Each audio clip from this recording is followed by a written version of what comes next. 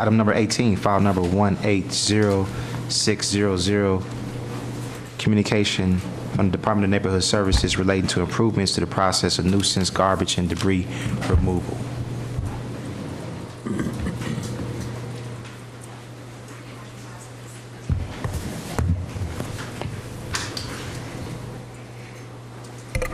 Good morning, members. Don Shawy with the Department of Neighborhood Services, and I'm assisted by, and with much appreciation, Steph O'Connor, also from the Department of Neighborhood Services.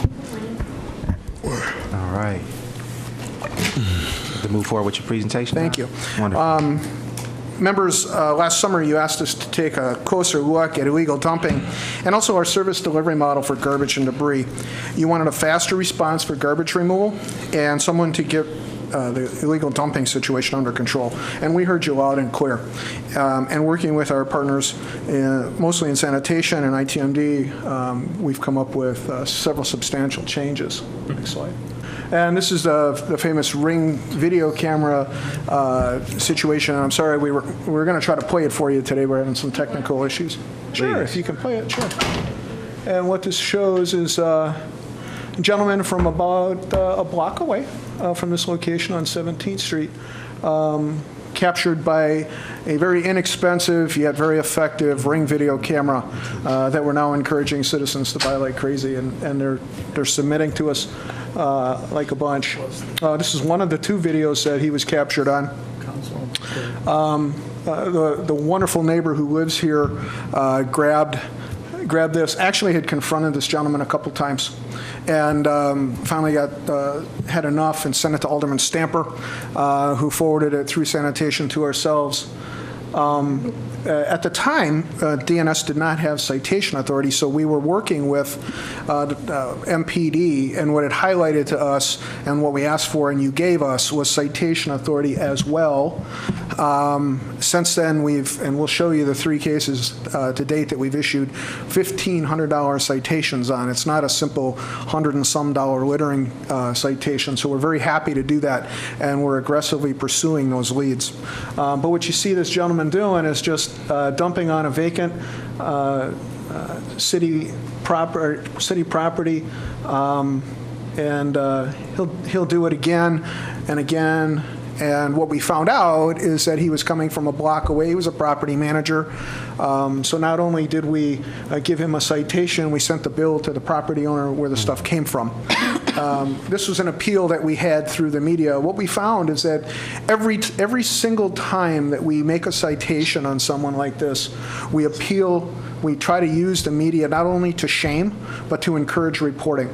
And we will either do that through a direct media engagement or through the tweets, which they seem to love and pick up on. Question, could this be referred to DA for prosecution? Because this is blatant. Yeah, well, we do issue municipal citation. I'd be happy to look into that. Well, yeah, why not, right? When you have evidence this powerful, I mean, this is absolutely... And you know what really clinched this? Watch him take a few things and put them on the person's property who has a camera. And that was the linchpin that caused her, she said, to call Alderman Stammer and say, here you go. And so, you know, it's a cooperative effort. Oh, Jesus. Yeah, right? Blatant, middle of the day, you know, no big deal to him. You left some debris in the truck for another location. Oh, yeah. Right. Oh, yeah. Sprinkle it around. So that, you know, we do have this guy. And the police department issued him several citations for that and for some other things, you know, moving violations and that. Alderman Perez. Thank you, Mr. Chair. I had a question. We've been asking about ways to catch people dumping for a very long time. Right. There was always talk of these almost, I'm not sure how to describe them, these hunting type cameras that are mounted. Trail cams that were doing that. And if with this type of clarity on a video, and you said it was inexpensive, have we looked into doing something more along these lines instead of those trail cams, which I don't think are ever, I've never seen any of the footage. I mean, we've been trying to pin people down for a very long time. Sure. In the district. Good question, and we have investigated it, and we've used mountable cams, similar to trail cams, much higher tech, for the graffiti program for many years. And many years ago, in conjunction with the police department, used them at specific dumping sites where we knew we were getting repeaters. The only reason that we wouldn't pursue that, Alderman, is because of the labor involved with downloading the pictures, going through all of that stuff. We have neighbors who are doing that for us, and they're doing an awesome job. And people are sending us videos, and I've got another example for you here. But the expense isn't in the camera, it's in the labor to look through all of those hour after hour. And the police department had dedicated a decade ago a squad to doing that, but it really is very labor intensive. Okay. What you'll see next is a gentleman who decided to come in from West Allis and come over to the southwest side. This is a parish church in 93rd and Beloit, St. Matthias. You'll notice he pulls in, and he has to correct his vehicle because he doesn't want to park illegally when he's about to do something illegal. Gets out, looks around, and will then run a bunch of stuff across the alley and dump across the alley.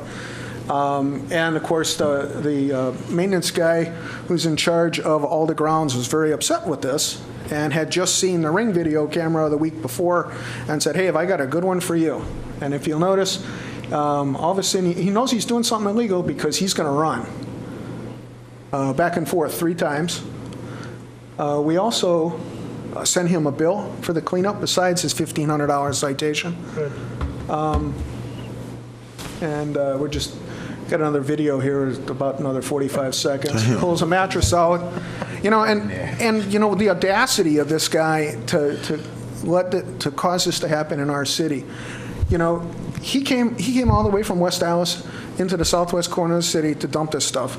But it's so easy to get rid of stuff in their municipality, in our municipality. This is just sheer laziness. What are some of the ways to get rid of stuff, Don? Well, we can go. You can take stuff to the self-help station. Sanitation still removes a certain amount of material for free or very low cost, and we'll continue to work with them on that. What you'll notice here is his mistake. He starts to take off, and he turns the car right into the camera and gives us his front license plate, and that was the end of that story. This just really isn't terribly hard investigative work, and we're so grateful that these neighbors are coming forward.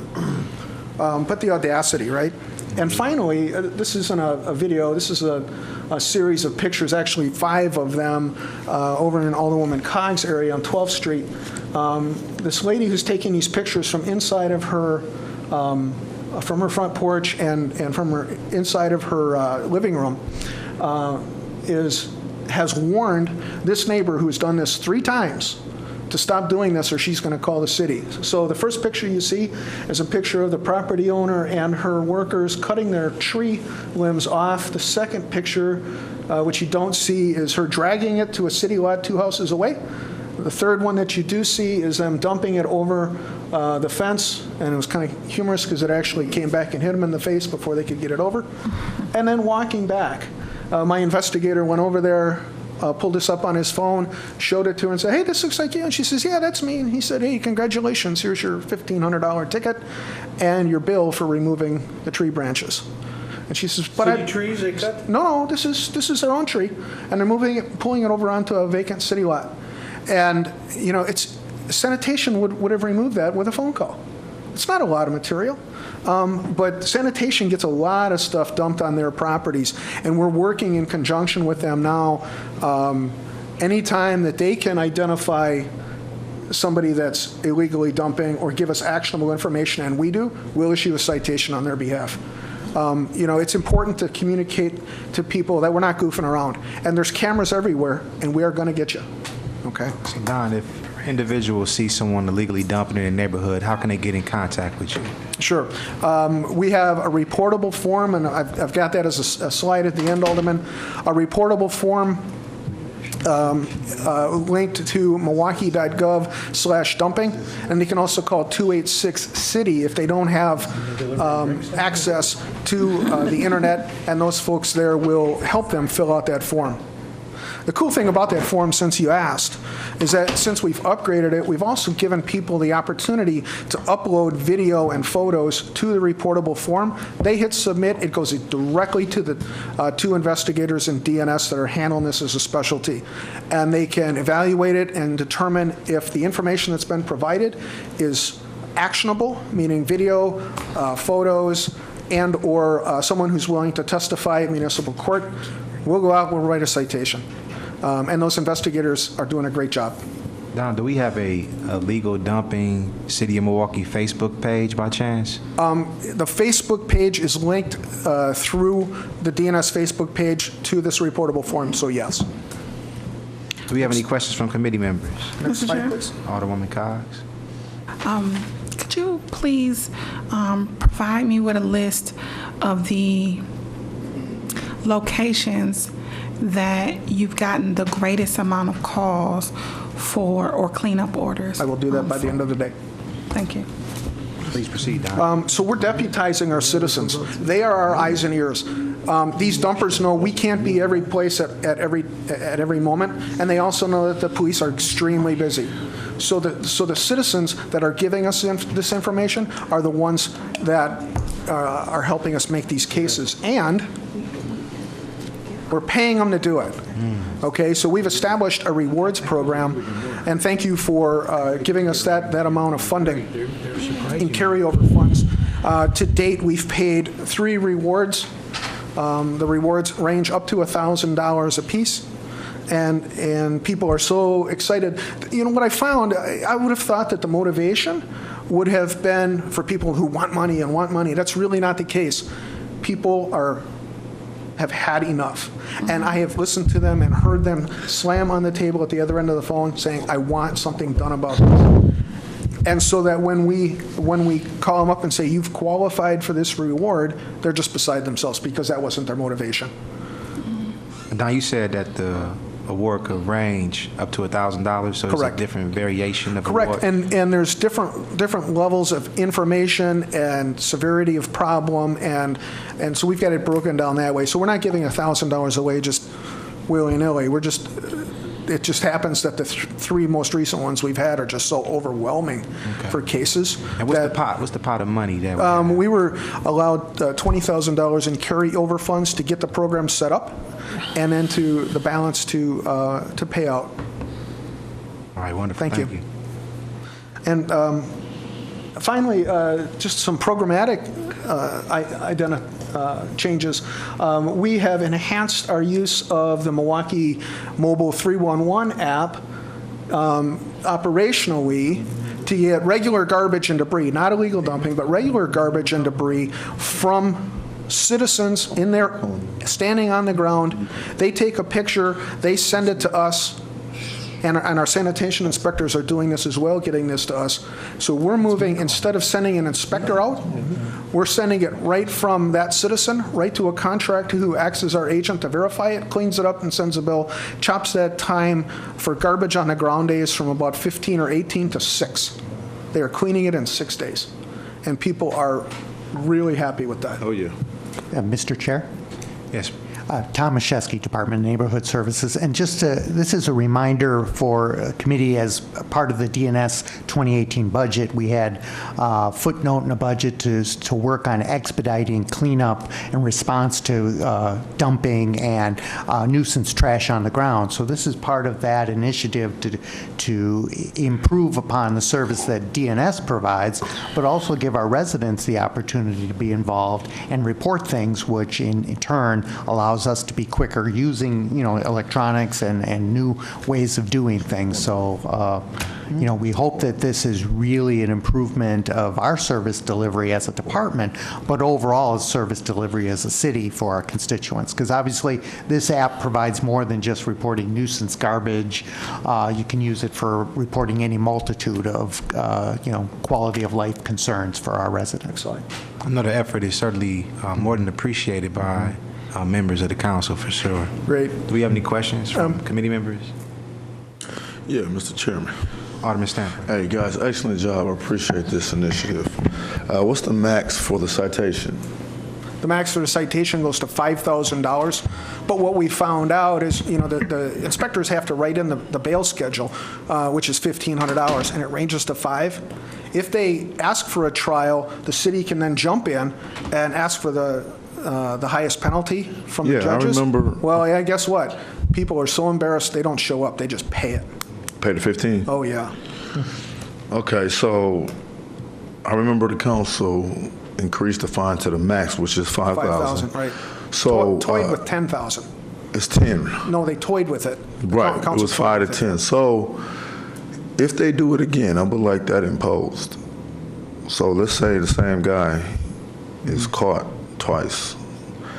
Will that be a justification for 5,000? If he appears in court, then we can go for that. If they don't appear in court, my understanding is that they have to go with the bail schedule. And that's part of the roll of the dice thing that defendants have. Oh, that's a discretionary law type of thing? Right, that's my understanding. Okay. But I'm right with you. Okay. If I get another one who wants to play that game. But that's in addition to the police's citation, correct? Well, the police citation and our citation are out of the same paragraph. Gotcha. So either agency can issue the citations. So that cleanup to 6 days is excellent. So I appreciate that, Right, guys. and We should see it. We're noticing a huge difference as far as response. And that's appreciated, and I'm glad you did, because one of the initiatives that we did engage was 24-hour turnaround service on aldermanic service requests. Right. And you should be seeing that. We are. And feeling the weight of that. And the hazardous too. So hazardous is 24 hours too, correct? That's correct. Correct. All right. Thank you very much, guys. Keep up the good work. You bet, gentlemen. Do you have any further questions from committee members? On the real quick, Mr. Chair, go back to the previous screen, please. What does the reporter's check mean? What is? Oh, that's the person who's sending it in. Instead of using the word constituent? complainant. Okay. Yeah. Okay. And when you establish an account, after you send your first one in, it recognizes your phone, so it pre-populates your location. The reporter. The location comes up on a geolocator. We ask people and we train people to not use the geolocator because it's not specific enough to get it right on the property many times. Okay. So we ask people to type in the address Okay. to get it right. All right. Thank you. You're welcome. Appreciate it. Does that complete your presentation, Don? Yes, thank you. Again, thank you very much. I know that the people in the 7th Aldermanic District and the people of the city of Milwaukee greatly appreciate your increased effort.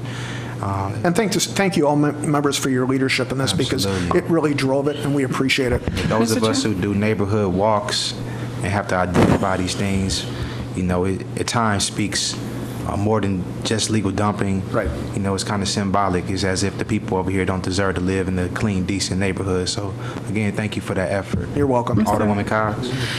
Yeah, I was just sharing with a couple of my colleagues earlier this week how I was reading an article that kind of discussed how the cleanliness of a neighborhood impacts the quality of life and even kind of how people feel. Sure.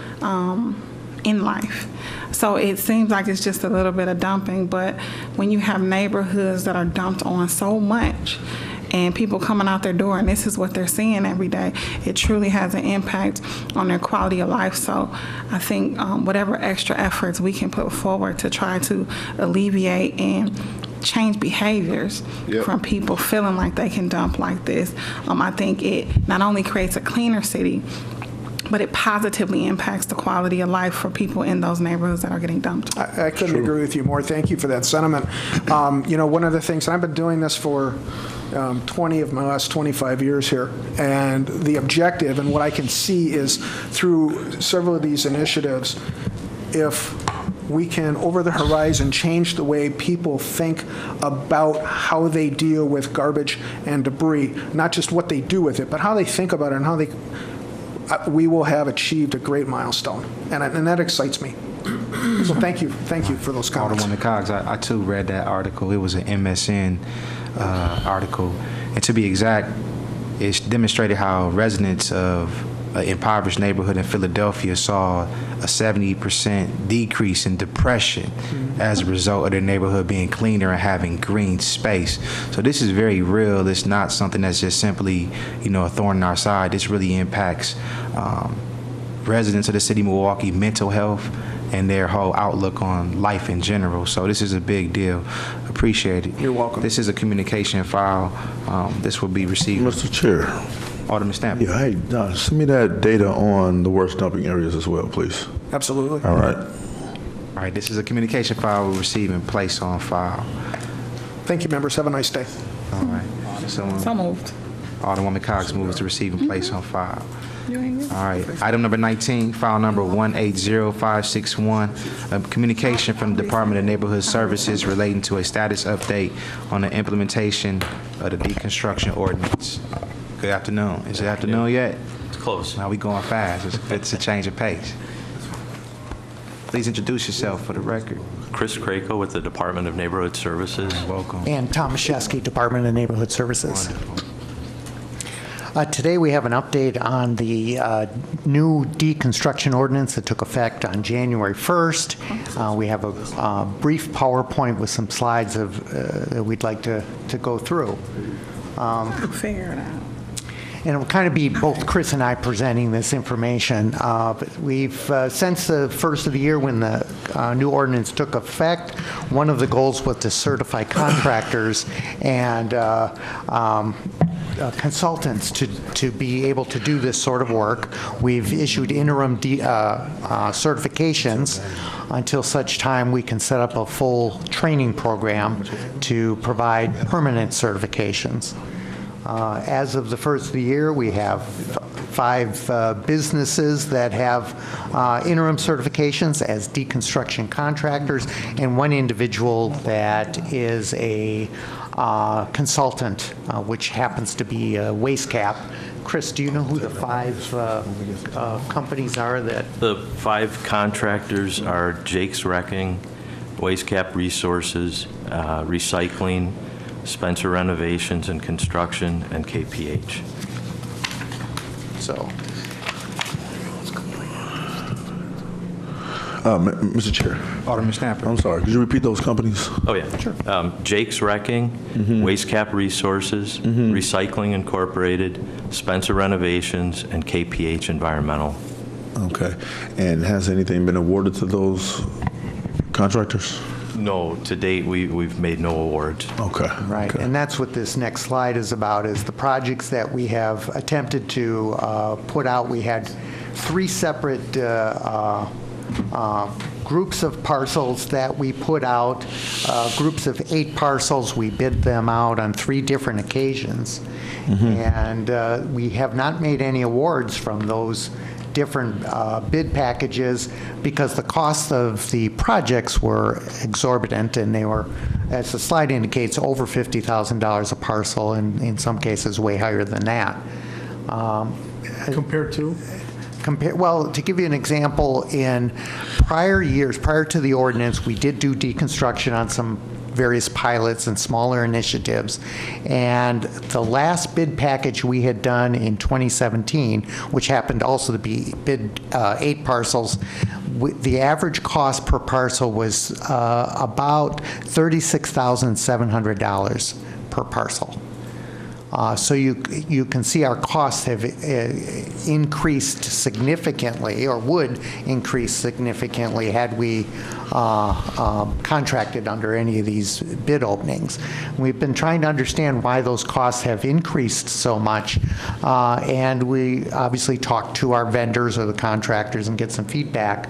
And that's kind of some of the things that we're going to talk about today as we make recommendations for go-forward strategy, is how we can try to ascertain some lower prices and get some actual deconstruction work happening. Because this year, there's been very little activity. Really, there were 2 properties deconstructed that had been funded out of that group of 8 from last year that actually were done this year. But there have been no new deconstructions done under the ordinance required here in 2018. Mr. Chair? Alderman Perez. Thank you. So just to be clear, 2017 average was 36.7. That was in our last bid package Okay. of And then 2017. when you say in excess to 50,000, is it at 50? Is it 60? Does it range? I mean, Oh, it's a range in the mid to upper 50s, all the way up to almost 80,000. okay, so it was goes one of the anywhere from proposals. 55 to 80 then? That's Yeah. what we're looking at now? Yeah. Okay. All right, thank you. Thank you, Mr. Alderwoman Chair. Cox. Did these increase in bid numbers coincide with our legislation requiring deconstruction? All of these bid packages, the three that we're referring to in the slide, were put out in 2018 after the change to the new deconstruction ordinance, yes. So, how do you get around that? Well, that's part of where we're going with this presentation today, is obviously we've talked and been talking to the contractors that have submitted bids to try to understand why their costs have risen so much. We actually met with a group of individuals yesterday that are in both contractors and workforce development people. Example, Tony Kearney was at our meeting yesterday. The Service Corps was there, and others, and trying to talk through the issues that they see in putting together proposals for deconstruction. In these three bid packages, we've gotten very little interest from vendors, and I think Chris had a breakdown of who were the Yeah. vendors that bid on these three different packages. Our first package, we had Spencer Renovations and KPH. Spencer Renovations made a proposal on all 8 parcels, and KPH on only 2 of the parcels. The second bid package, we had Spencer Renovations, again with the 8 parcels, and Recycling Incorporated. They made a proposal, but they were missing some of the compliance, some of the required compliance pieces. So, if my memory serves me, I think when we decided to do this, I asked for did another piece saying, look at what it would cost us, or the cost-benefit analysis of standing up our own deconstruction team. Have we done that? And no, we haven't looked at that in DNS in any solid way. I think that initially DPW looked at it as they had been doing mechanical demolitions prior to 2018 for the last 3, maybe 4 years. They had a crew doing that. So I'm not sure if they provided, an analysis on that for city endeavor. Thank you. Alderman Stampert. Yeah, thank you. I remember when we first discussed this idea, the range was 15 to 20,000, which was much more reasonable. I don't remember a 3650 to 80,000, because that would have been a whole different discussion when we first initiated this legislation. It was at 15 to 20. Well, our mechanical demolition cost was on average about $15,700. That's mechanical demolition without any deconstruction. But like I say, last fall, the last bid, October, that bid came in early October. It was the $36,700 roughly per property at that time.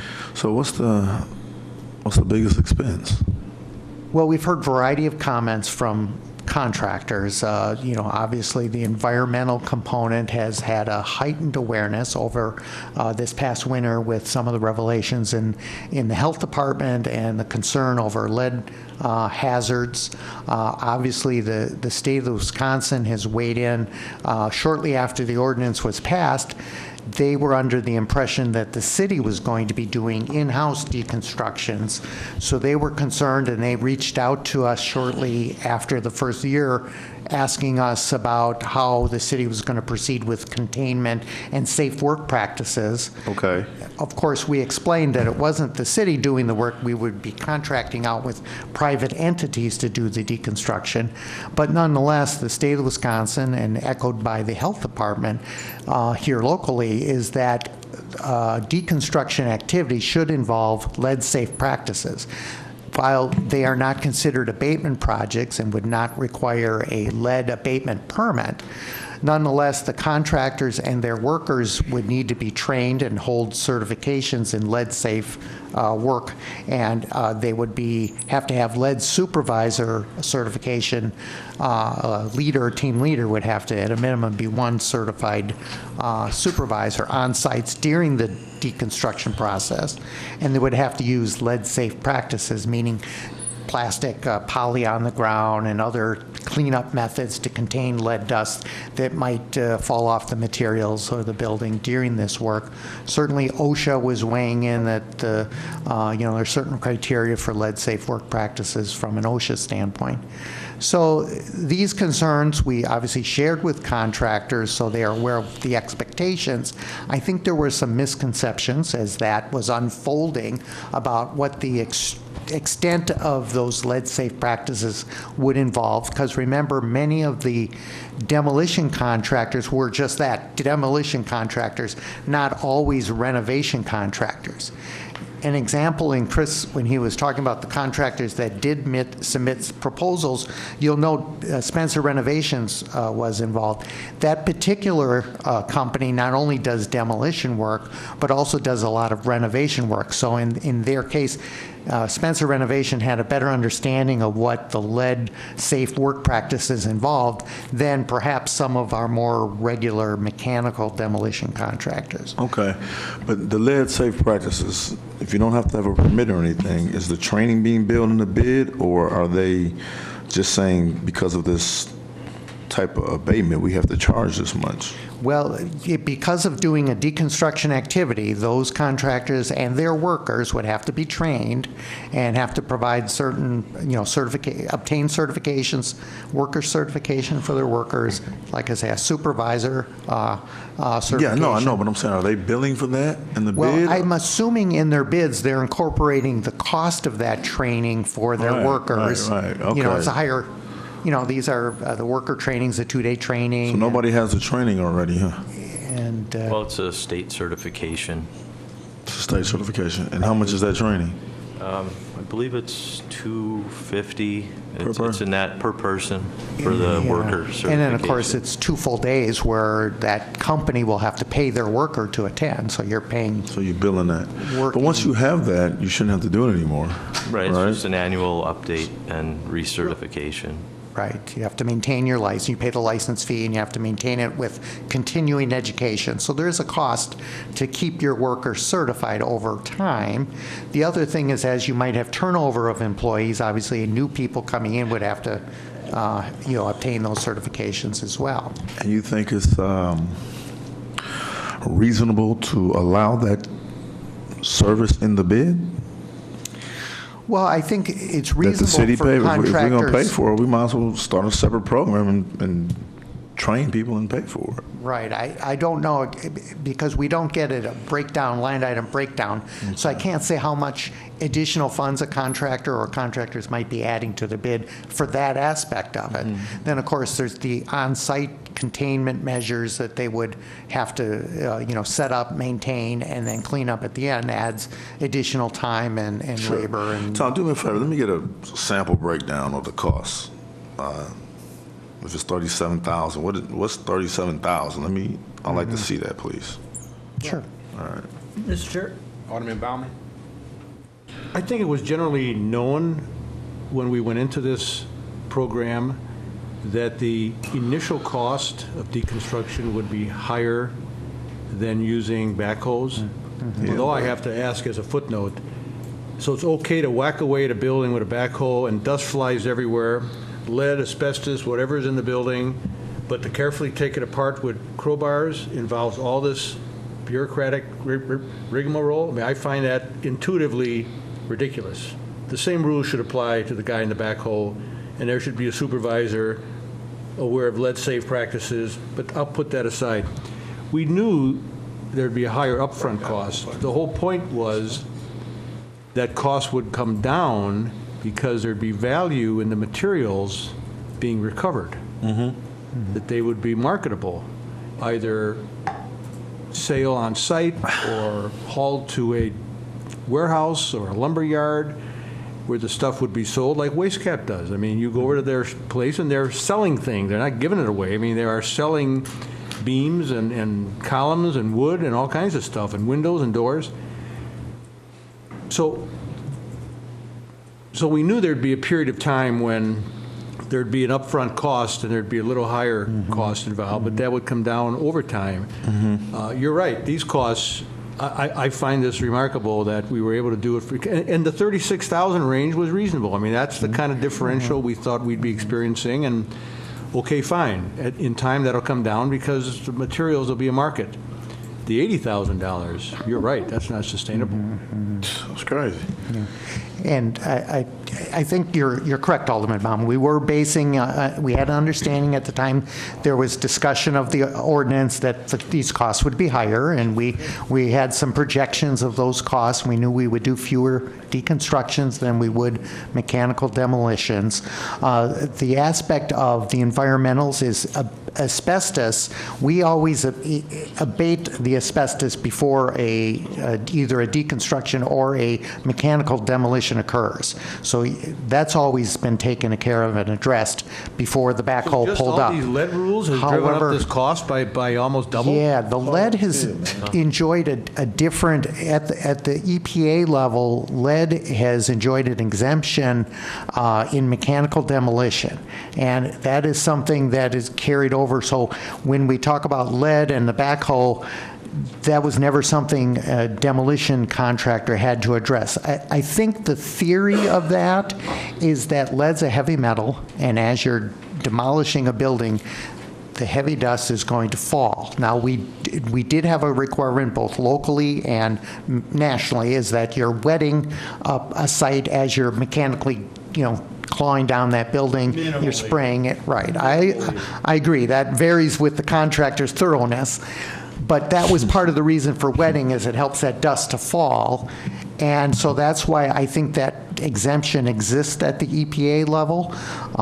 Whether it should or shouldn't, that's another debate for, elsewhere. But once we started deconstructing, then it changes it from just a backhoe demolition to a situation where you actually have workers in the building handling among the materials, and that changes the concern for worker safety and site protection. Additionally, another thing that tipped up as we had discussions with the state of Wisconsin is the actual materials that leave the site. One could suspect that they're coated with lead paint, and there are certain regulations about the resale of those materials by other entities. All sorts of stuff that's lead painted. They're selling stuff right now. You can go right over there and buy doors that are covered in lead paint. Correct. You are right. And that's really not an aspect that we, the city, because at the end of the day, those materials are part of the deconstruction contractors. They own the materials. When they sign that contract, they become the owner of the materials that are removed, and part of their bid includes, the sale or direction of those materials for reuse, and so that's not something we're concerned of, but it is something the state is concerned about. Well, concerned how? I mean, what they're concerned. What does that mean? What does to be concerned means? They're going to pose a regulation? They're going to sue somebody? They're going to fine somebody? There is a state statute that prohibits the sale of known lead-containing materials for use. So Waste Cap is violating the law? Well, right now, when they're over there selling window frames and doors that have lead paint, they're violating the law right now? No, I'm not saying that, because they haven't tested the materials to verify whether or not it contains lead. We presume it contains lead, and you're right, but until it's verified, that's, I think, the loophole discrepancy here that I can't answer. Mr. Chair. Alderman Snapper. Can I work with you? Yeah, please. Tom, if it's not verified, then how can they put in a big charge and train everybody? And also, if this is a state law, the city is selling houses that have lead Yes. paint. So that something's not adding up. You can't have it one way for the city and have it another way for the contractor. If there's a state law, there's a state law. Who's responsible for Well, verifying it? this- Who's responsible for the monitoring of the breakdown, if that's the case, and what's the charge? The state statute speaks to the resale of materials that are known to Just that contain period? lead. That's all it speaks to. that a new state law? No, that's been out there for, I don't know the timeline, but it's been out there. The resale of properties that may or may not contain lead paint is a whole nother matter. That is not. Is it the resale? Because buying and selling it again is resale. Yeah, and when you're a private party selling a property that was built before 1978, there often there would be a disclosure document that goes along with the sales listing, where an owner would disclose that the property was built before 1978 and it is possible it contains lead paint. So is a disclosure letter acceptable in this situation, in the contractor situation? Well, we're not selling properties in demolition when the city sells properties. But I thought the point was to verify the lead before you can resell it. No, you don't have to verify lead to resell property. But you do to sell, the deconstruction material. Do you have to have verification of No, that? you do not have to verify that the materials contain lead.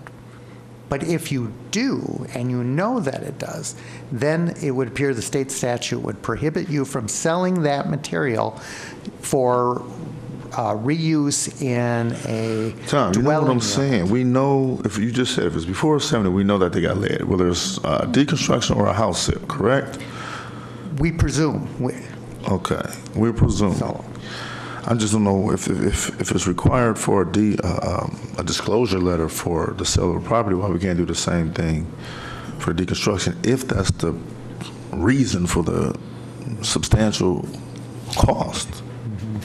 If it's one of them. Yeah, and I don't know that in of itself has been the cost. I think it's a combination of a number of criteria that the contractors have to do. Lead, I know we've spent quite a bit of time talking about that, but there are there's a lot of factors that the contractors have to address in the ordinance, and including tracking and reporting out at the end of the project where they diverted the materials to. So there's a certain amount of administrative tracking. They have to report in advance of doing the work what they intend to salvage, reuse, and then they have to verify that at the end of the job. Yeah, I'd like to see the process as soon as you get some time. And see if I can help out. But you got some recommendations, correct? Yes, we Okay. should move forward on that, sorry. Alderwoman Cox. So I do, I know DPW is probably watching this. I did put in that resolution for there to be some examination of our own deconstruction teams, and it was supposed to be reported out in March.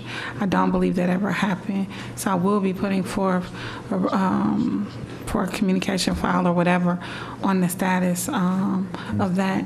Do you think, Tom, that for at least some of this price increase is really companies taking advantage of the ordinance change?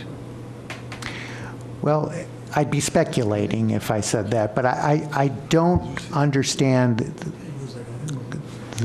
why we're getting costs as high as we are. I mean, certainly as we talked about, we thought the deconstruction will definitely cost more, but there are the other benefits that the city realizes through employment and diversion and,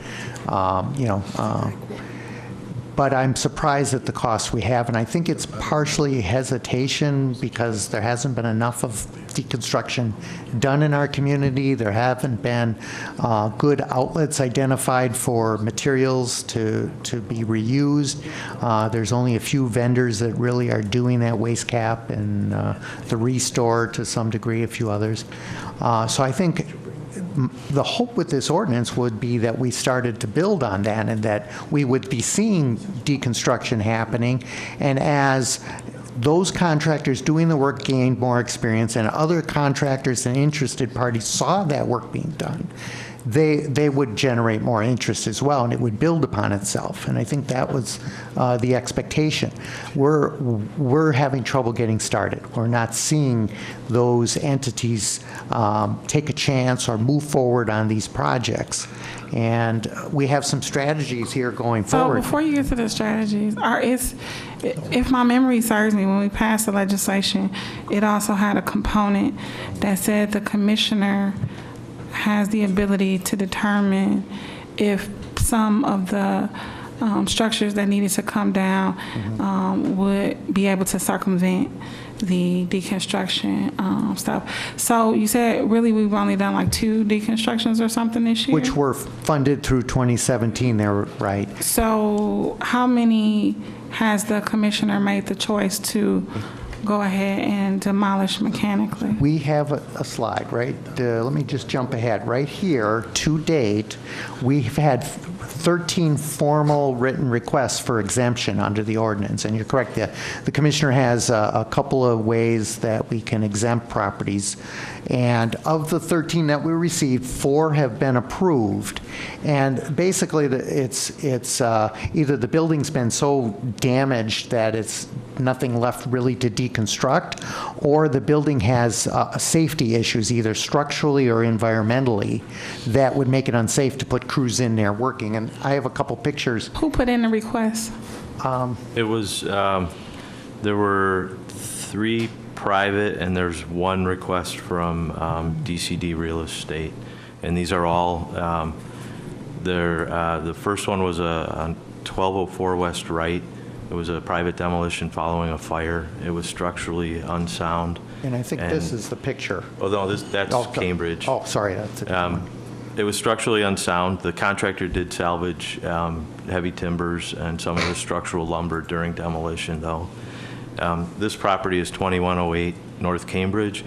It's private. It's suffered a fire loss, as you can see. And here it's the inside. This is the structural lumber, so it's We're severely, looking up at the floor deck here, and you can see it's been compromised. Be unsafe to have people working on the floor above these joists. So Can Alderman make that request? the ordinance allows the commissioner in these 2 circumstances to make those. It doesn't really give us a blanket exemption request. very specific to the structural condition of the building. But we will have the ability to make the commissioner aware of homes we think could meet that criteria, though, right? Oh, absolutely. Yeah. We've had a few, that's 4 out of 13 met the criteria.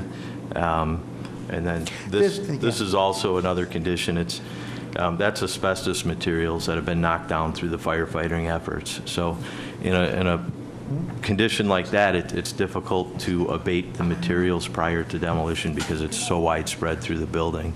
It's not centralized where it can be grabbed.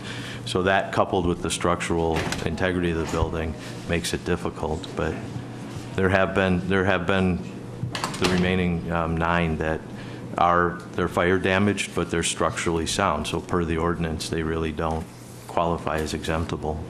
So this is my last question before I let you go on to the rest of your presentation. Those orange squares with the line through them that are on several city foreclosed properties, are you familiar? Yeah, That's the fire department is marking vacant buildings, so it'll assist them in firefighting efforts for their own safety. So I've shared this with the Fire and Police Commission and I believe DCD, but I'll share it with you all. I think there should be more public education on what the orange thing is, because as I go on neighborhood walks, because I have so many foreclosures, it's a lot of those orange boxes, and even some city workers are explaining improperly to residents what those are. And I've even gotten emails from community organizers who often get asked the questions about what exactly that is. And the police department had communicated with me as well that they weren't aware of what that was. So I think greater communication needs to happen across departments, but also with the public about what exactly those markings are. And I say that seriously because, and particularly in my district and Alderman Stamper's district, because we have so many foreclosures, there are some neighbors that are seeing these a lot. So they have all kind of suspicions about what it is or what it means and that kind of thing. That's all. Go ahead. Okay, thank you. Mr. Chair. We will do that. Alderman Stamper? Yeah, and just let me get that explanation too, so I know what I'm talking about. But, okay, so the houses that are burnt down, do they have insurance? And insurance can pay for this? No, a large number of the fire damaged properties are underinsured. The ones that are, we're facing the problem. If it's damaged like the one on Wright Street was, I mean, it was a total loss. If it's a marginal fire where it's deconstructible, it would require to be deconstructed. And the insurance companies have been having problems engaging contractors to do that efforts. Do those. But they will pay for it? They should. Oh, okay. So the cost can go to the insurance company? Well, technically, It's Alderman Bauman. the insurance company pays off the loss to the insured. And what the insured does with the money is up to them. I mean, they can walk away, tear it down, reconstruct it. Typically, they walk away, put the money in their pocket and leave. And let us hold the bag, right? Isn't that very common? Yeah, but sometimes the they insurance still got an company. obligation to their property. But their obligation to the property is financial. Sometimes, So though, the the insurance cost would- companies do withhold the funds They will. to the pendency of the Oh, okay. completion, yeah. Okay. Yeah, so is how much of an option or how much consideration or what percentage is that being factored in? Well, like I said, we have very few that wind up being insured, and the ones that are insured are generally repaired, if the damages aren't that significant. But have we had an example where we were able to use insurance money to pay for our deconstruction? No, we haven't to date. Okay, but it is an option. Well, yeah. Okay. All right, thank you. Does that complete your presentation? 2 more slides. And we just want to talk about the queue or what's in our pipeline right now. We have 466 buildings that are on our demolition list. That's divided by 211, which are city-owned, 255 privately owned. Those are mostly 1 and 2 families, although there are some mixed use and commercial buildings in both of those numbers. Generally, we're seeing a growth rate of about 0.41 buildings a day. That means a little less than every other day, we're bringing another building onto that list. So you can see we're growing in the number of buildings that are waiting to be raised. And I'm sure, Mr. Chair, Alderman Stamper? Tom, what's the number one cause that's bringing those buildings to us so quickly? Is it vandalism, abandonship, or is it fires? Why are we getting so many demolitions? That's about the normal rate. It might be a little higher than usual. It's a mix of fires, abandoned properties, properties taken in REM. Some of these are DCD properties referred to us. Is there anything that we're doing to prevent houses coming to the demolition list? Well, I think that's part of what code enforcement tries to do, is as we issue orders people to fix up their houses, the idea there is that if houses are maintained, they'll never, or they shouldn't get to the point where they're condemnable. Another bit of good news is we're seeing a little bit of an increase in restoration agreements, and this is where either the owner or someone who may be interested in purchasing a condemned property approaches us about, hey, I want to buy that property, restore it and save it from demolition. So let's reverse that and reach out to the contractors we have on file and offer them these properties before we condemn them. At least the ones that are not the fire ones, but the ones that may have a little bit of structure left. Reach out to them and call them or email them or something and say, hey, would you like to rehab? And yeah, we are seeing an uptick in that, although it's Okay. still a very small number. I think right now we have It'll help. That's a 22 lot- that's a buildings lot, under man. that right now, I believe. 22. Oh, that's good. Yeah, Mr. we're, Chair? a few years ago, we had none. But that's still significant. 22 is considerable. When you say condemned, you really mean they're subject to a raise order, is that correct? Well, Yeah. Or not? Let's get our terminology, because Yes. you use terms sometimes interchangeably, sometimes not. What does condemned mean under this, as you're displaying it here? Okay, on the private side, and in some cases, city side, where the city has inherited houses where we've already issued a raise order on. Okay, so those are condemned buildings. On the city-owned side, some of those buildings the city acquires through INREM, we Right. don't have a raise order on it. So we don't put raise But- orders on ourselves. Correct. The basically. city may, Okay, DCD that makes refers a sense. property to us and says, hey, we think this is too bad, you should raise it. Well, we start a raise file. So this includes condemned properties So and condemned raise means file. raise orders on privately owned, and a raise order is more a technicality than an actual description of the property, correct? Well, in the city-owned, they do meet the same criteria as the Because privately owned. technically, a raise order means, according to the ordinance that I read, the cost to repair exceeds 50% of the assessed value, correct? And So if you have a property that's assessed at $30,000, which we have some in this city, and you got to do a roof tear off, that's a raise order. That's $15,000 out there. So, I mean, the concept of raise is more a financial definition than a physical condition. But I think, don't you have a triage system within this category, the 1, 2s, and 3s? We do, yes. They have different priorities based So it's really the on, ones that should be the focus of our concern here, because the 2s and 3s are theoretically restorable. right, 2s and 3s are properties that could be boarded securely, and if kept secure, it could be a candidate for a restoration agreement or some other outcome.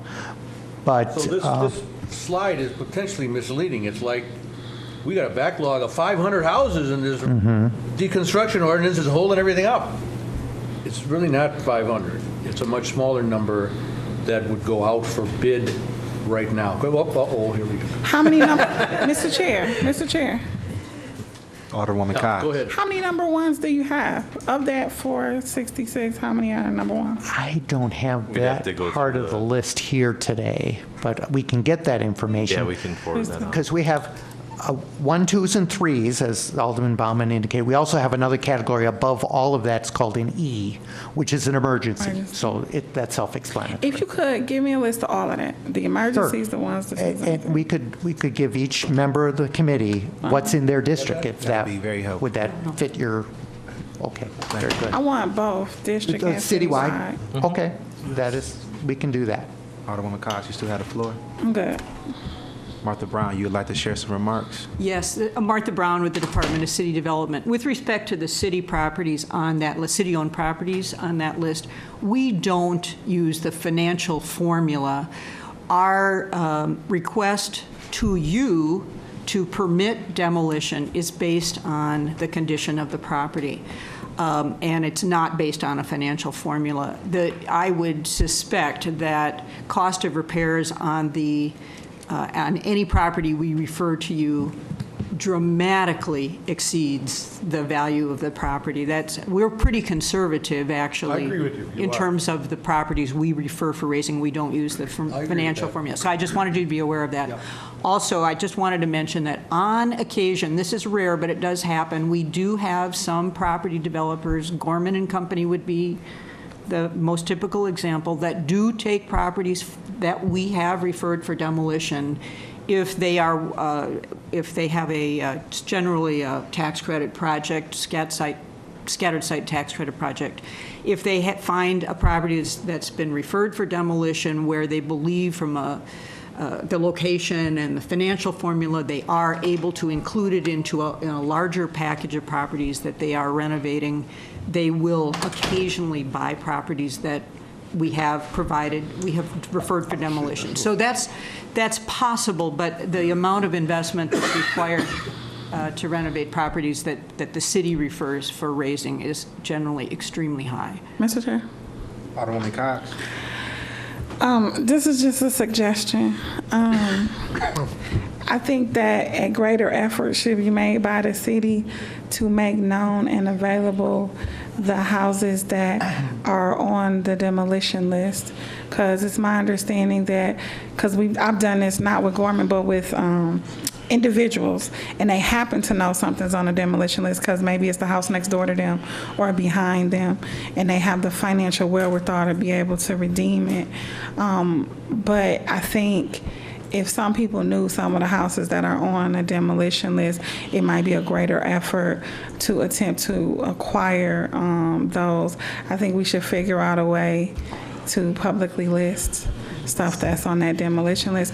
I think you will get more than what you say, 22 that have been restored. I'm not saying it'll be a whole bunch, but I'm saying it'll be some. And I also say that because if we're averaging 50,000+ for deconstruction, there are huge portions of my district that have high density of foreclosures where the values of those homes are nowhere even near the $50,000+. So even if it remains in private hands, we're asking people to pay for more than their house is even worth just to bring it down. So I think if there is a way on the city side for the ones we have in our ownership to be able to make that listing known. And I think of that a lot. You know, I'm always pushing acre and development opportunities and all of that. Yes, we want people to build big stuff, but sometimes you start with some small stuff that's more doable. And if it saves us having to have these boarded up buildings or having the expense that it's going to cost us to deconstruct, it might be worth putting a little bit more effort into putting that out there. Mr. Chair? Alderman Perez. I just want to state that that was exactly what happened with the property in the 12th District that was sold to Mr. Busio earlier. It was on the raise order. Salvage from that. Thank you for that, Alderman Perez. Yes, please introduce yourself. Amy Turum, Department of City Development, Real Estate. I just wanted to say thank you for the suggestion. I think there's ways that we can work through that, and we do provide developers with substantial financial resources, some of the demolition list from time to time. I'd also like to make mention, just for your edification, a lot of the homes that we refer to demolition, that we refer to you to refer to demolition, have already been marketed. They've been out there, and people have decided that the condition or the worsening condition is no longer possible, and we've marketed it for 3 years. It's time. So there's a little bit of everything, and we can work on how we can work with that better. Thank you, Ms. Tom. Ms. Machewski, got a couple more slides left.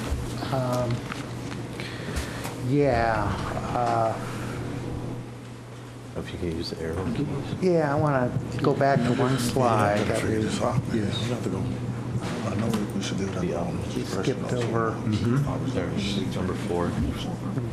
Okay, here we go. Right. We did just want to point out there were recently 2 deconstruction demolition permits that were awarded about a week ago for a private property owned at 2075 North Cambridge Ave. And that's a front and rear house situation on one tax key. And so those projects will be going forward. Alderman Bauman.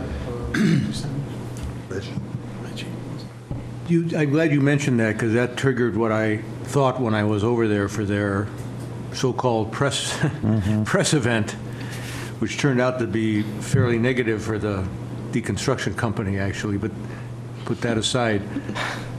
That deal works because as a privately owned property, the owner donates the value of the deconstructed material to a nonprofit entity and gets a tax deduction. So although, I think the owner told me, because actually this property was 2 houses. There's Yes, a back right. house and a front house, and they're A big. duplex and They're a fairly three-family. substantial properties. They were nice, actually. And he claimed that the deconstruction cost was $90,000, but that because of the effect of the tax deduction and his income bracket and all those issues, the net cost to him was less than mechanical deconstruction or mechanical demolition. And that triggered a thought in my mind. How can the city potentially restructure these transactions so that instead of, obviously, we don't get the benefit of a tax deduction. That's correct. But if we would transfer our raise order properties to a private entity, like a tax credit in a way, say, take an example, We Energies. We give away we basically sell our houses to We Energies for $1. They hire deconstruction contractors.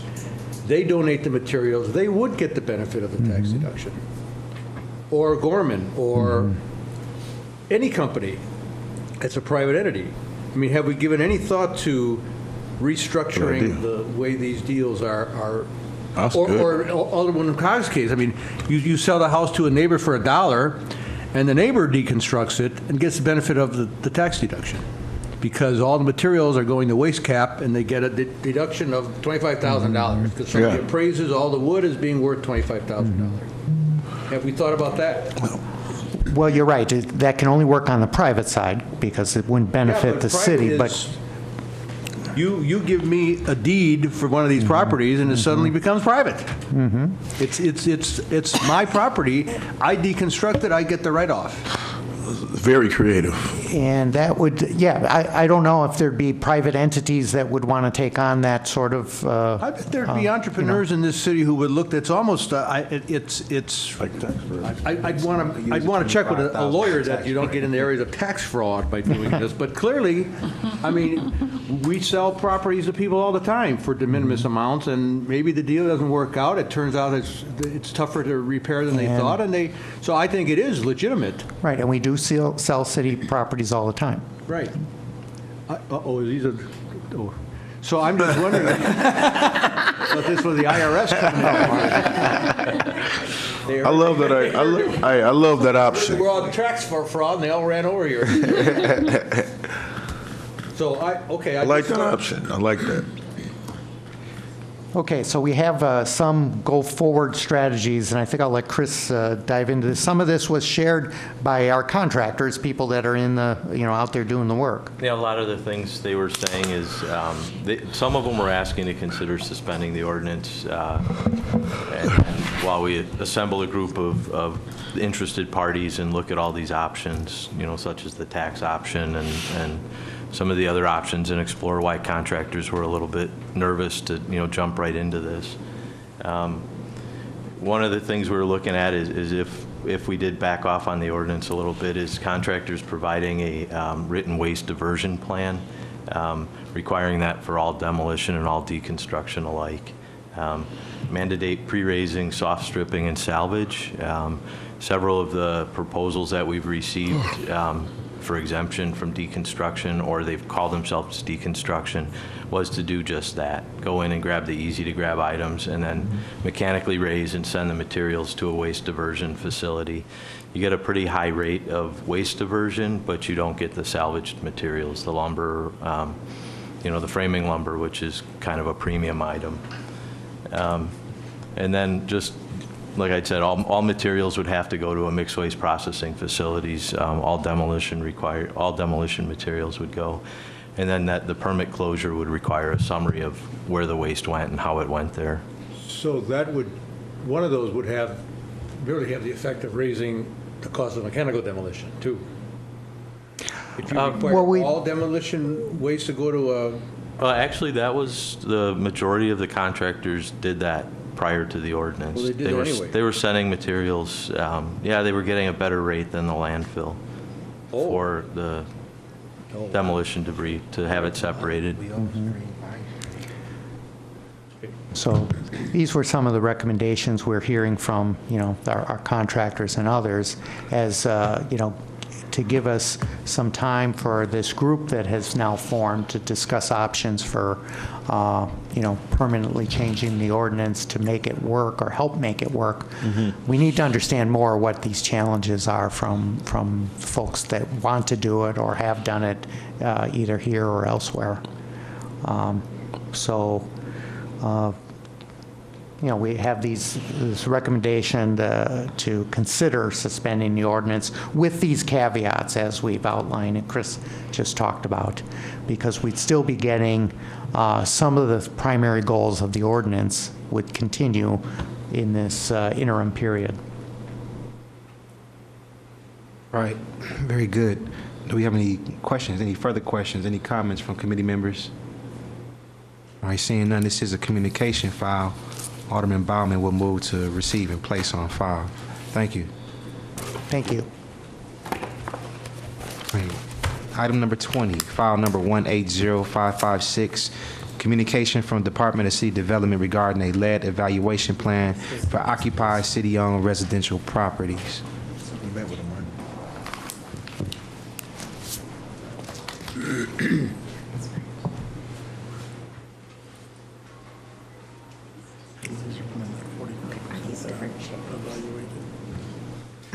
That's why I switched it around. Good afternoon. Martha Brown with the Department of City Development. Good afternoon. This committee, a couple of meetings ago, directed the department to put together a plan to evaluate the presence of lead in occupied city-owned properties. We were directed to provide a plan that would evaluate or to identify risks related to paint, water, and soil, lead that contained lead. And we have added as a second goal of this project actually stabilizing the lead hazards to reduce risk, which is probably implied by the request to evaluate it. So the full plan is in your file. This presentation will just give you the highlights of what we're proposing to do. We're going to quickly address what tenants are vulnerable to lead risk, what approach we should use for evaluation, because there are multiple strategies, which occupied properties should be evaluated, how we'll implement this plan, and what resources are needed to carry out this plan. And I would note our appreciation for the assistance of the Department of Neighborhood Services in putting this together. And Tom is at the table along with Amy, and will help to answer questions. So the first question, who are vulnerable households that are living in city-owned properties? Who are the individuals who need to be protected from the risk of lead? And according to the Milwaukee Health Department and generally accepted science, the households are vulnerable to lead risk if they have children under the age of 6, and we define that in two ways. One of them if they actually live in the house, or if they're receiving regular daycare in the house. And also pregnant women are vulnerable to the risk of lead. In terms of the strategies one can use to evaluate lead risk, Ms. Brown. Yes. What is the impact of lead absorption by the elderly? I'm not aware that the elderly have been identified as a vulnerable population. Can you provide a rationale as to why not? I'm not a lead scientist, so no, I can't. But I believe that the largest lead risk, as I understand it, has to do with the developing brain. And so if a child between the ages of birth and 5 and a fetus in utero would be the most vulnerable because lead affects the brain development. So the elderly are not at risk? I do not believe so. But as I said, I'm not. Is it possible you can check into that, or someone provide me with some type of accurate information? Sure. Thank you. Please proceed. There are several ways one can evaluate lead. We presented or took a look at 3 different strategies for this plan. The first was to do what's called a lead paint inspection, and that involves a surface-by-surface analysis of the painted surfaces in a property, both the interior and exterior of a property. You use equipment that provides X-ray fluorescence equipment that allows you to actually X-ray the lead, and you gather paint chip samples in the house and in the soil. You send that all to a laboratory. You don't test water in that particular method, and you use a certified lead risk assessor to do this assessment and write a very lengthy report. A second evaluation strategy that's common is to do what's called a lead risk assessment that samples areas of the house rather than doing every square inch of surface. It does some sampling. You sample bare soil as well as paint. You don't test water under this particular strategy, and you use a certified lead risk assessor. You also write this report, and you are required by law to report the results of that to the state of Wisconsin. The third evaluation strategy, and the one we are recommending for this plan, is what we call a hazard reduction strategy. It assumes that there is lead in the house if the house was built before 1978. And the role of the evaluator is to identify very specific lead risks that are specific to that house and prescribe actions to reduce those risks. The table there indicates the types of risks that are identified by this hazard reduction evaluation strategy and the kind of action that the evaluator is probably going to recommend. Our staff at the Department of Neighborhood Services does have inspectors through the Neighborhood Improvement Project who are able to perform this sort of evaluation and prescribe the remedial actions that would be necessary to address it. Mr. Chair, since we're out of Alderman Bauman? I assume we're talking about the houses that are occupied or the entire portfolio? No, simply occupied. That was the directive of this committee. Okay, Yes. so the ones Correct. that we lease, Correct. okay. Correct. Say we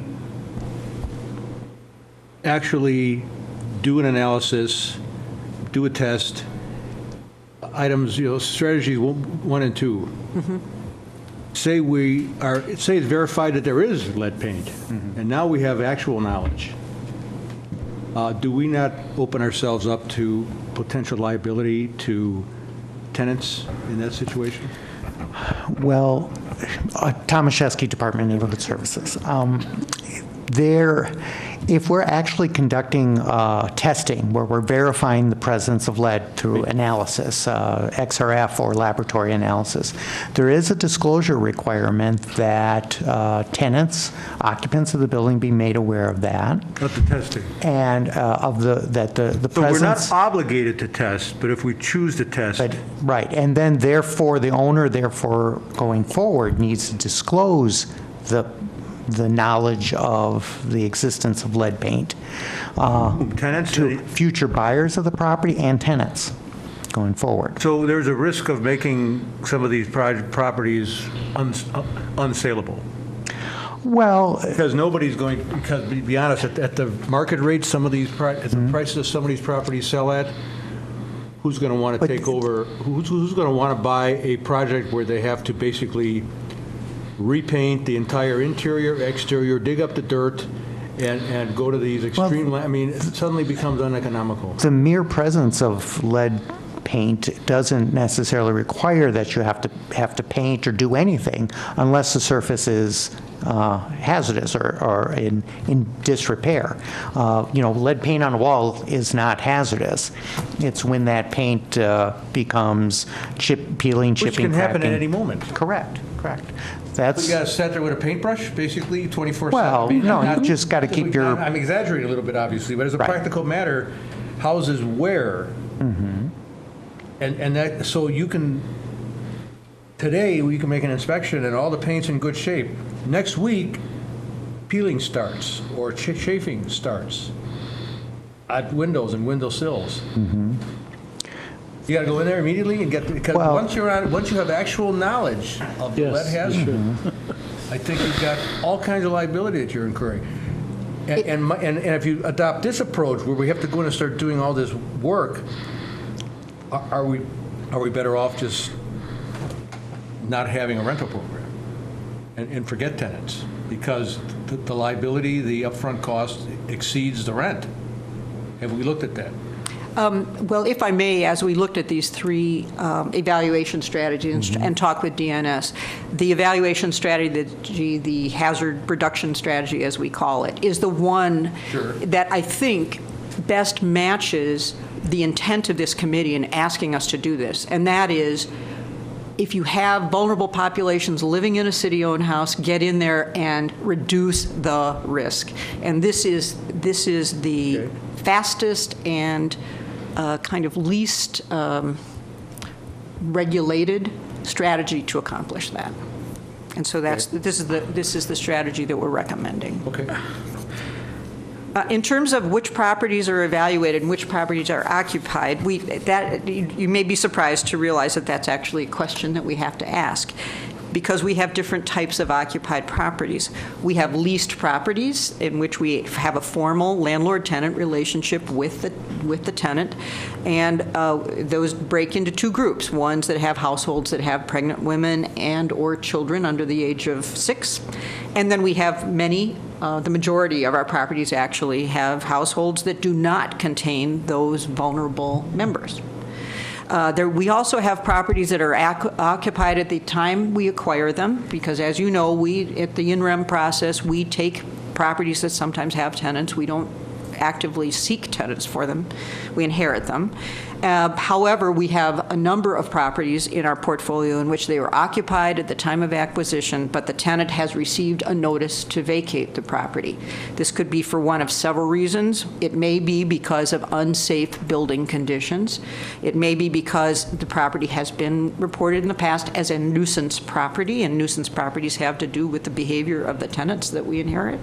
It may be that the tenant has refused to cooperate with us in terms of getting inspectors or property managers into the property. And so those individuals may have received a notice to vacate.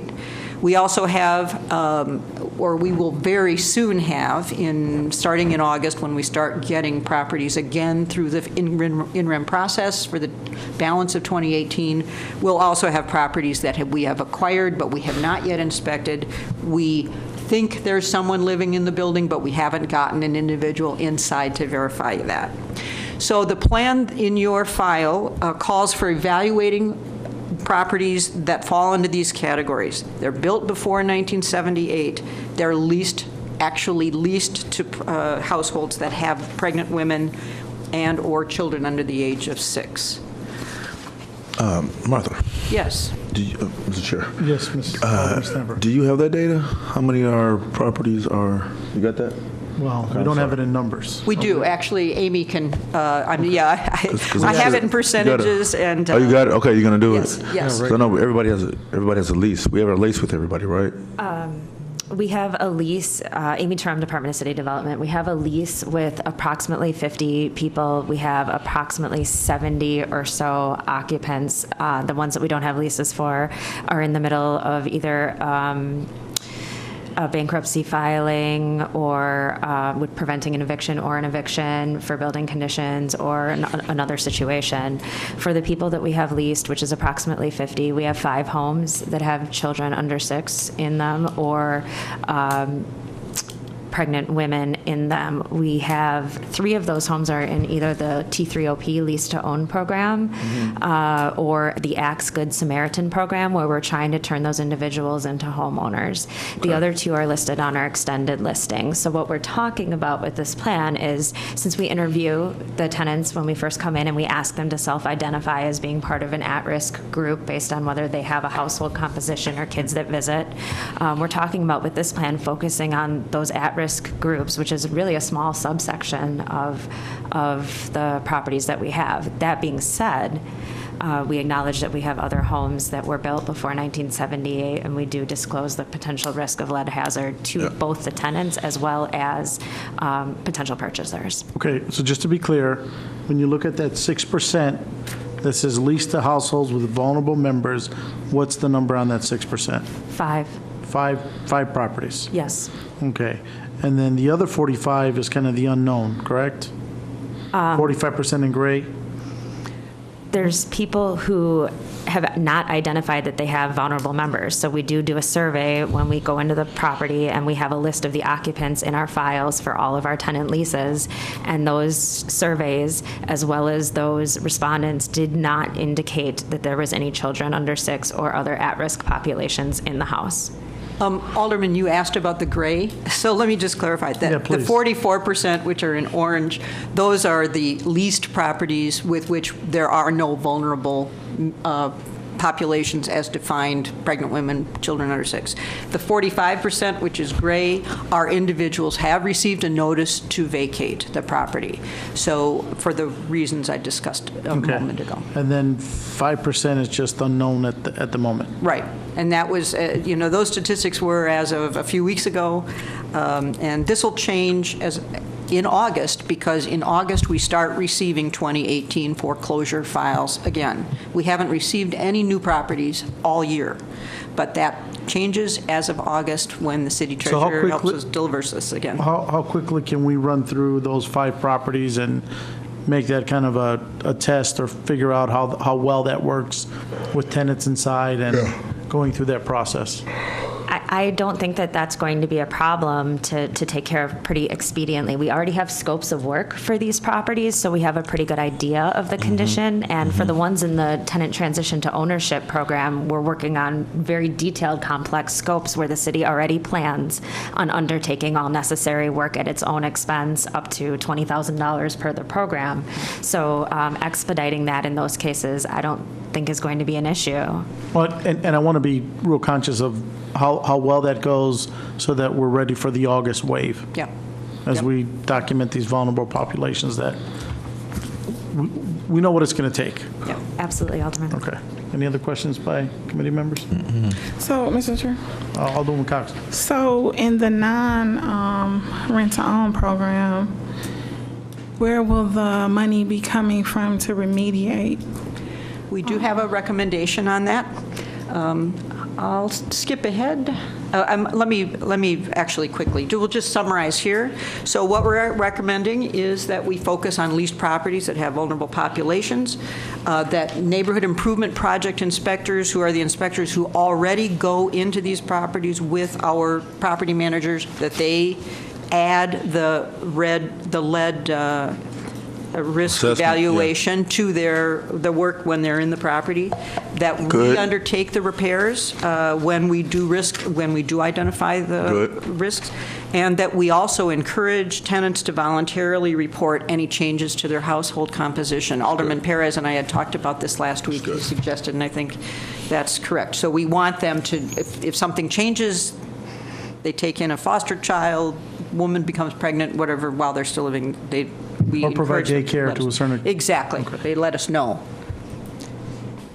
So in terms of the implementation plan, quickly, DNS has agreed to supply inspectors to do this at the properties that are currently leased. That's those 5 properties, and we'll be undertaking this inspection right away, and we will do repairs. We'll use the regular contractors we have, or use contractors that the health department has identified to repair damaged paint. We'll just put a lead filter on kitchen faucets. Many of our tenants already have filters that we have supplied, and we'll seed or mulch bare soil, which is what is prescribed when you have bare soil. And I just want to add to that, because I've been at community education programs where 16th Street Community Health Center had 4 stations, paint, water, soil, and some testing, and they did a thorough job of how to remediate some of this yourself. And I want to make sure that the department's leaning on community partners like SDC, 16th Street Community Health Center, everyone who's already in the game of educating community members, and double back on opportunities for education and training and just information to whether it's tenants or the community in general. Absolutely, Alderman. We do pass out lead information upon initial inspection that does define with the Milwaukee Health Department's lead brochures, and talk about the filters and ensure that we actually install those for the homes, so that someone doesn't face a barrier to installing the filter because they don't know how, or that their faucet's so degraded or old that they can't attach the filter. So we're trying to do the best we can, but that's a great suggestion. Thank you. Mr. Chair? Alderman Cox. So the Auto remedy is for those that we know have a vulnerable population in them. So, and maybe I missed it, I'm sorry. So what's the remedy for the homes that we don't have a record of the vulnerable people in them? At this point, we're not recommending a remedy for those homes. We're recommending that we focus on the homes where the risk of lead could affect the future development of population in that home, and that's where we concentrate our resources. So we are not recommending that we do evaluation of every property we own. We're recommending that we do evaluation of property where the presence of lead actually poses a risk. The reason I ask that is because I could have a kid that just turned 7.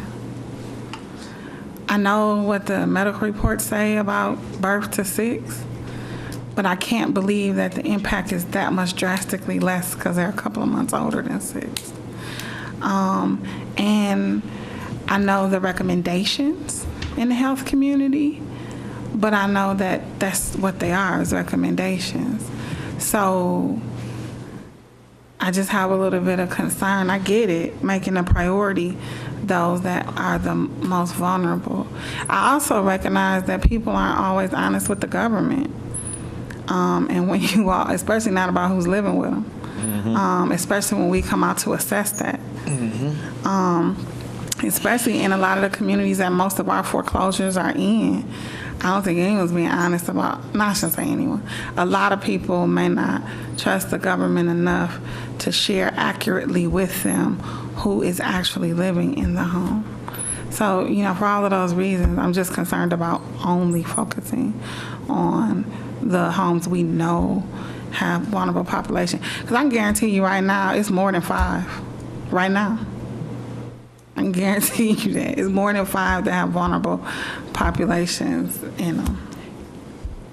Well, you put your finger on one of the biggest challenges we face as a property manager, is that tenant cooperation obviously is an important part of a successful landlord-tenant relationship. And perhaps our managers can express to tenants when they interview them that we're looking for information about the ages and composition of the household, so we can take measures to protect vulnerable populations from lead. I mean, at some point, the tenant has to take some responsibility for providing information that helps us help the condition of the property. So the filters, those are available to any of the ones? There is more than just the at-risk ones? Correct. If anyone asks us for a filter, we do explain what the at-risk populations are, but if anyone asks for a filter, we do supply one to them, just as a matter of course, because we're not going to have a debate about whether they have kids coming to visit the house, et cetera. So you said if they ask, but a few standing rule meetings ago, it came out that the health department had a whole bunch of them in stores that weren't even being distributed. Could it be offered for those homes that we know are likely to have them, which is most of them? Certainly. If we have access to the filters, or we've also looked at procuring them from time to time as well, so I don't think that would be a problem. And I think if I spoke to our property managers, that's a pretty standard part of their initial questioning. Thank you. Okay. So I'll wrap this up quickly by talking about... Excuse me, Ms. Brown. Oh, I'm sorry. Alderman Rainey. Thank you, Mr. Chair. Oh, I'm sorry. Ms. Brown, has any thought been given, considering that the population we're seeking to serve is children under 6, has any consideration been given to working with perhaps MPS, testing students, and then potentially tracing them back to the property that they live or previously resided? Is that possible? No, we have not given consideration to that. It's our understanding that the intent of this file is to make sure that while someone is living in a house that is owned by the city until they either purchase it themselves or it is sold to another party, that we reduce the risk to them at that point. We're not, as a department, qualified to do or arrange lead testing for the children who are living in our homes. That would be the health department? Yes, absolutely. Thank you, Mr. Chair. Alderman Stamper. No, good. Okay.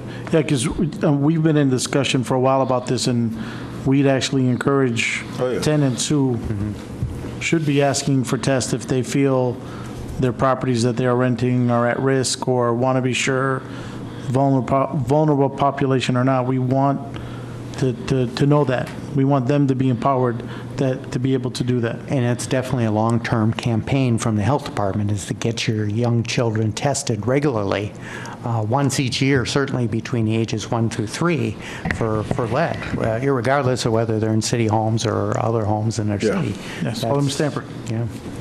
Even on those other percentages, they're getting information on the lead issue, right? Yes, they're getting they the still- standard tenant lead disclosure. It's a pamphlet that if you have a rental property, you would more than likely hand out to tenants. It's called Lead Safe Yep. in your home or Comes something with the like water that. bill, but since the city's paying the water bill, I was wondering, do they still get the brochure? No, they get a separate brochure that can be picked up if people who are listening are looking for where they can get that disclosure. It's available online for free, but it's also available at the oh my goodness, the place on 35th Street that sells all the landlord-tenant documents. Wisconsin Legal. Wisconsin Legal. Legal. Yeah. Thank you. It's a group effort. Yeah, it's in the 15. But look, as we negotiate or get them to sign a lease, here's a Yes, lead safe we do that. brochure. Okay, We gotcha. absolutely do that every time. All right, thank you. And we can- do have them in Spanish. And we can include opportunities to attend workshops and Yeah. education in the Absolutely. community. Okay, all right. So quickly, to respond to the question you asked probably 10 minutes ago, Alderwoman Coggs, about resources necessary for this and where it come from. First, the staff resources, at least initially, DCD and DNS will assign work to existing staff in terms of both doing the evaluation and also doing the contracting to get repairs done. Okay. Now, after the 2018 foreclosure acquisitions, when we have a sense of what the volume of properties coming into us over the balance of the year, we'll be in a better position to know if the resources I'm about to describe to you are going to be adequate, if we can handle it with existing staff. But certainly initially we can. In terms of contractors, we're going to, we will work with contractors who are certified to do this kind of work. The amount of money that we spend with contractors are obviously going to depend on several factors. How much repair is actually required? How many properties house vulnerable populations? We know it's very small right now, but it could grow depending on what happens in the balance of 2018, and the number of newly acquired properties that we take.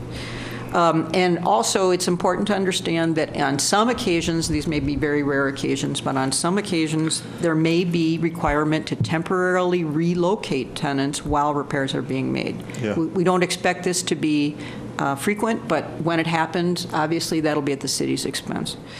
We are recommending that the initial source of funds be funds that are currently allocated to Department of City Development for the Rehab to Rent program. You may recall that several years ago, there was a budget amendment that asked us to create a rental portfolio. We have done that. It has been expensive. It has not been as smooth a project as we had hoped. We have balance in that account, and we believe it ought to be used for this purpose, that ultimately that would be more impactful. So that is our recommendation. Is that recommendation is that program you speak of the one that Alderman Stanford and I created? I actually don't recall who. I'll take your word for it that you were the creators. Yes, but it Yes. would be. So as a creator of that program, I will say this, and a member of this committee, I would have appreciated having known prior to this presentation that that would be a recommendation. Yeah, I apologize. I didn't realize that you were a sponsor of that, so. Russell, you know what Whoever that is, it right? was. Yeah, yeah. Wait a Whoever minute, the which sponsor. rehab? $1 million. Remember we did that $1 million amendment maybe 2 years ago, 2 or 3 years Yeah. ago. Well, what's the status of that? So we've been reporting on that regularly to the Joint Committee on Foreclosed and Abandoned Homes, and I think we had at least an opportunity to speak about this briefly. There are 5 homes that have been completed. Their average cost was around $75,000 per unit, which was extremely significant. There was a good amount of money spent to SBE contractors, but we were finding the cost per unit and the time to construct was extremely significant, and that perhaps these funds would be able to impact more households if we looked at a different model. All of that renovation was lead safe and done in a responsible manner, but the number of homes we were impacting was very minimal. What was it? How many? I don't remember. 5 so far. So, did you look at the rehab money for investors? I would like that to be looked at first before the home ownership money is looked at. This is not for home ownership. That program was for us to create, to essentially to increase the number of occupied It's rehab, but landlords. it's still an option to own one day, correct? Didn't we add that contingency? I don't know if we added that contingency, but that's a logical conclusion. Yeah, it's still a lease to own, guys. We're still trying to sell them the house.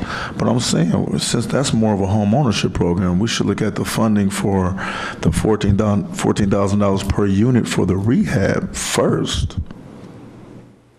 For investors who what is it, the match? Which program?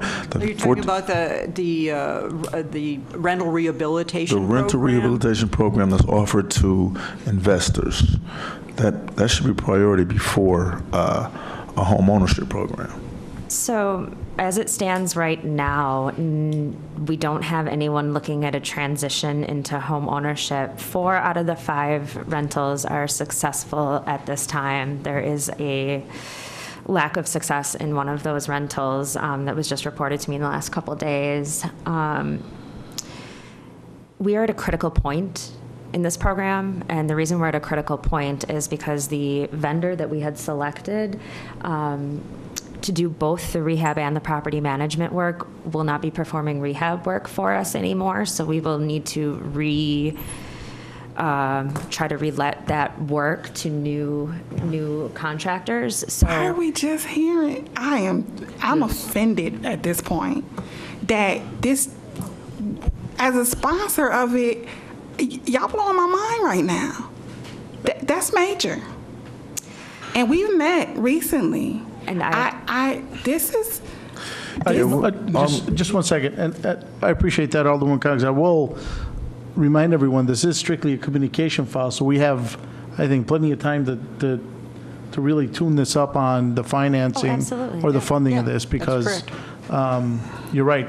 Anything that was touched upon should have been really notified. The sponsor should have been notified or told. And I know you've been reporting it in the. I'd like to go to every foreclosure committee meeting. I can't make those. I'm not on that committee anymore. I'm on the committee, but we didn't discuss this. we discussed it in your office, Alderman, at one point. The pivotal point that we're at? Yes. And I was hoping to get a meeting with both you and Alderwoman Coggs, but I did not get it together before this meeting. Okay. Okay, you're going to have to remind me who was the contractor and all Friends of of that. Housing. Friends of Housing, yeah. Well, be that as it may, as Alderman Perez has indicated, we have the opportunity, if that, the repurposing unspent funds from that program is not acceptable, then we'll have to bring in a request for funding to do what we're asking to do. Sure. I vaguely, when was that, Amy? About a month ago? The last time we met? I believe so, or the time before. What was our solution to the cost being so high? I thought we had a solution to it.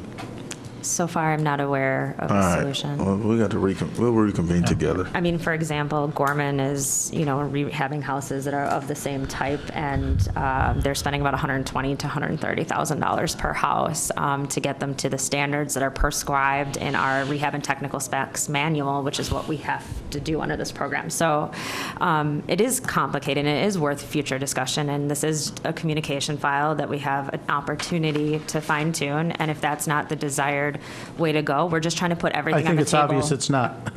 At least without proper communication, it's not. And Absolutely. I'd even ask you to explore the rent we collect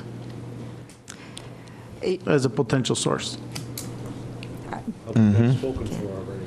Yeah, All right. yeah. Mr. Chair, Alderman Palmer. isn't it true, and this is the time, isn't it true the majority of the problems are windows? I mean, as a practical matter, you very seldom have peeling paint on walls and ceilings on flat surfaces where there's no friction or movement. I mean, you can, but that is easily repaired, and the repair is long-lasting. I mean, it's the windows where you have repeated movement.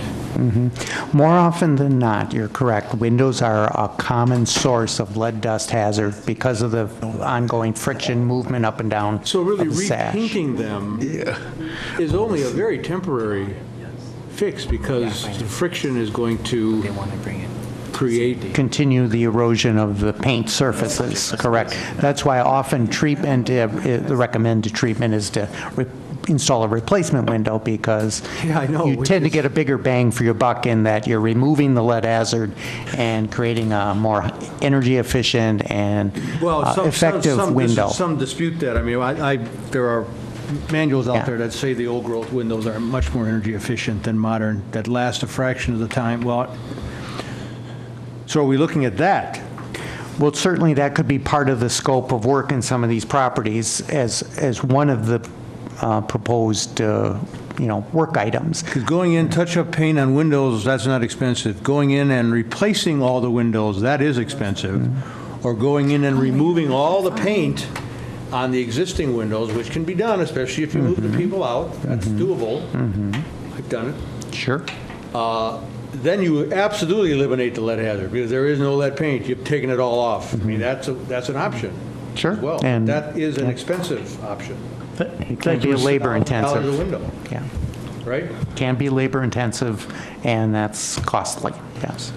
And a typical older home duplex might have 40 windows. It might, yeah. Okay. Thank you, Alderman Bauman. With that said, I think it's the will of the committee to please go back to the drawing board on funding this initiative. And with that said, Alderman Stamper will ask that this be held I have taken all to the call of the chair. Any objections to that? Hearing none, so ordered.